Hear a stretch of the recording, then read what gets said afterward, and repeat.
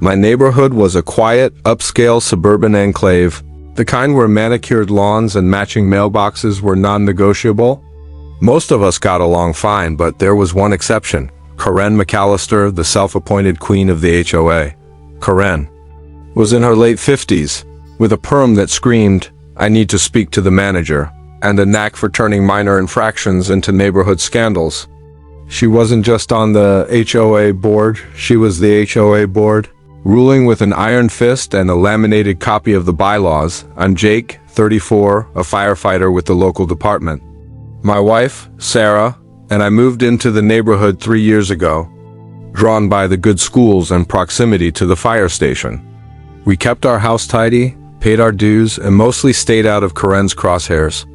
But Karen had a way of making everyone's life miserable. She'd patrol the streets with a clipboard, noting violations like a hawk spotting prey, a trash can left out past 7 a.m., a fence painted the wrong shade of beige, or, God forbid, a basketball hoop visible from the street. Fines were her love language, and she wielded them like a medieval lord collecting taxes. The trouble started last spring when the neighborhood got a new fire hydrant. The city installed it at the end of our cul-de-sac, right in front of Karen's McMansion. It was a safety upgrade meant to ensure quick access for emergency vehicles.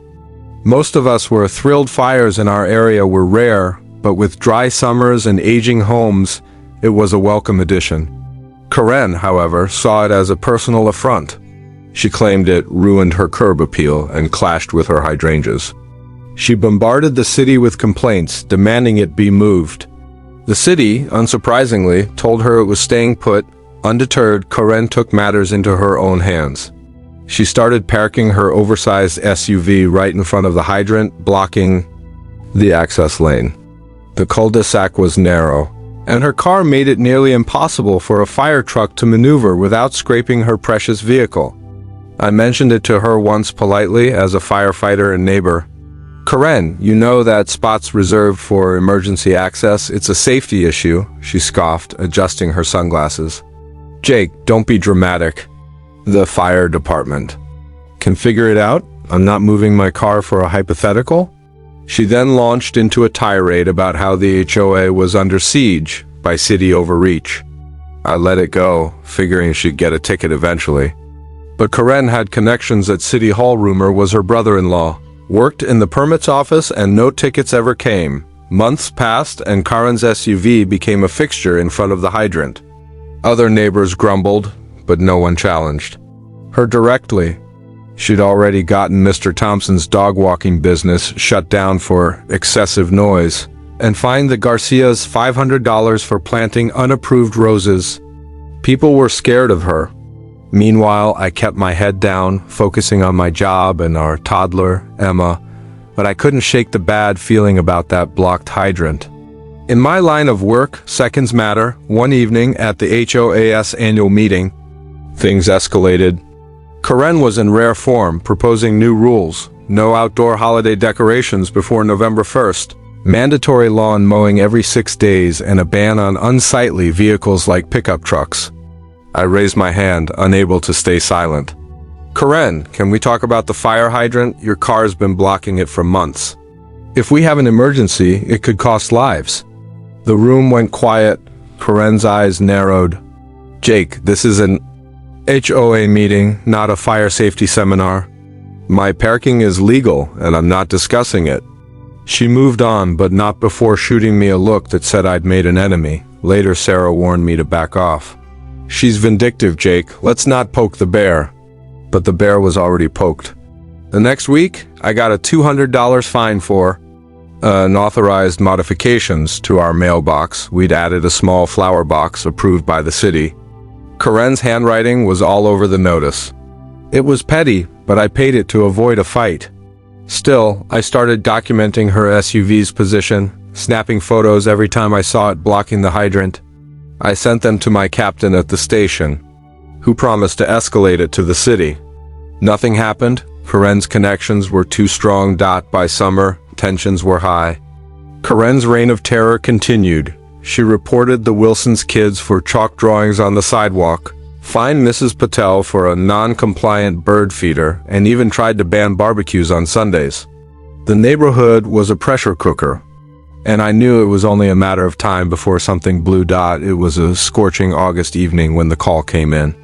I was on shift at the station, just finishing a training drill, when the alarm blared. Structure fire.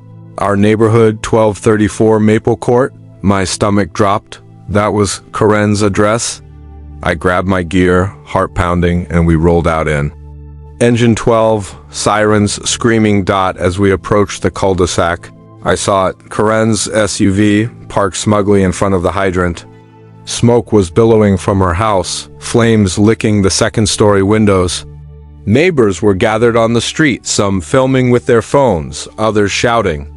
My crew tried to maneuver the truck, but the narrow lane in Karen's car made it impossible to get close. We lost precious minutes backing up, repositioning, and running hoses from a hydrant 2 blocks away.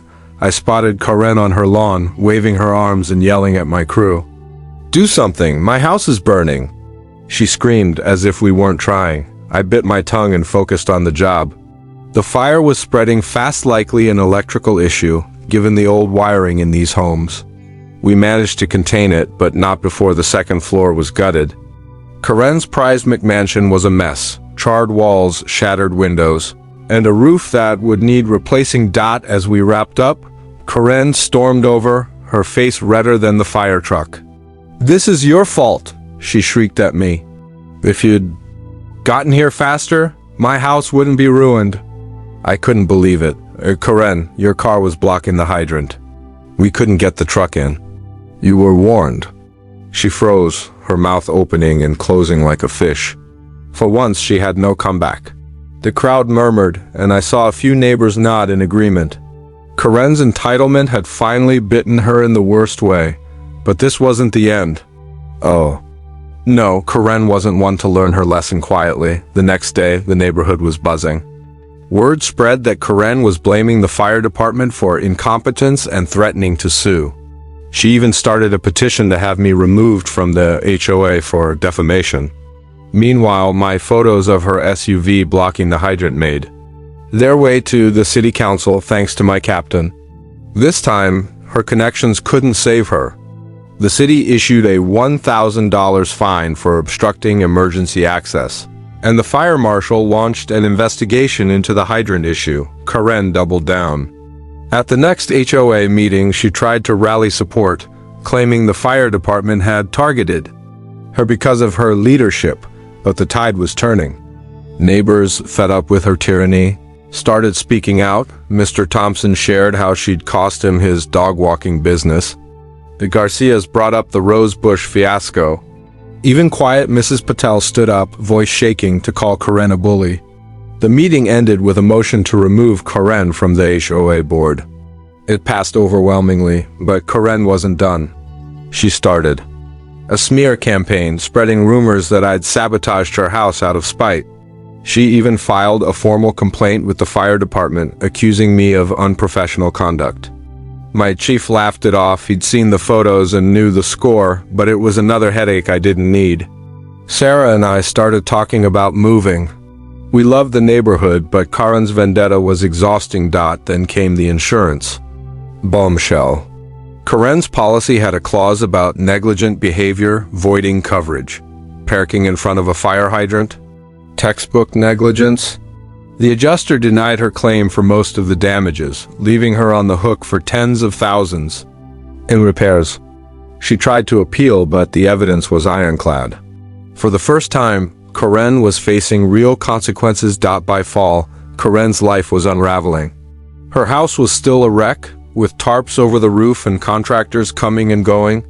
The HOA, now led by Mr. Thompson, rolled back most of her draconian rules. The neighborhood felt lighter. Kids were back to drawing chalk on the sidewalks, and Mrs. Patel's bird feeder was proudly displayed. But Karen wasn't ready to surrender. She started a blog, Maple Court Injustice, where she ranted about the corrupt HOA and fire department. It got some traction on local forums, but most people saw through her nonsense. I kept doing my job, saving lives and putting out fires, sometimes literally, sometimes figuratively. The fire marshal's investigation concluded that Karen's parking had delayed our response by at least 5 minutes, enough to turn a containable fire into a major loss. The report was public and the local paper ran a story. HOA president's parking blunder costs her home. Karen's humiliation was complete. Then, unexpectedly, she reached out. It was a chilly October evening when she knocked on our door. Sarah and I braced ourselves, expecting another tirade. Instead, Karen looked defeated. Her perm was flat, her eyes red. "Jake," she said quietly, "I messed up. I didn't think it would matter, parking there. I'm sorry." I was stunned. Sarah invited her in, and over coffee, Karen spilled her story. Her husband had left her years ago, and the HOA was her way of feeling in control. The fire, the fines, the lost insurance claim, it had broken her. She admitted she'd been wrong to block the hydrant and to target me. I thought I was protecting the neighborhood, she said, but I was just protecting my ego.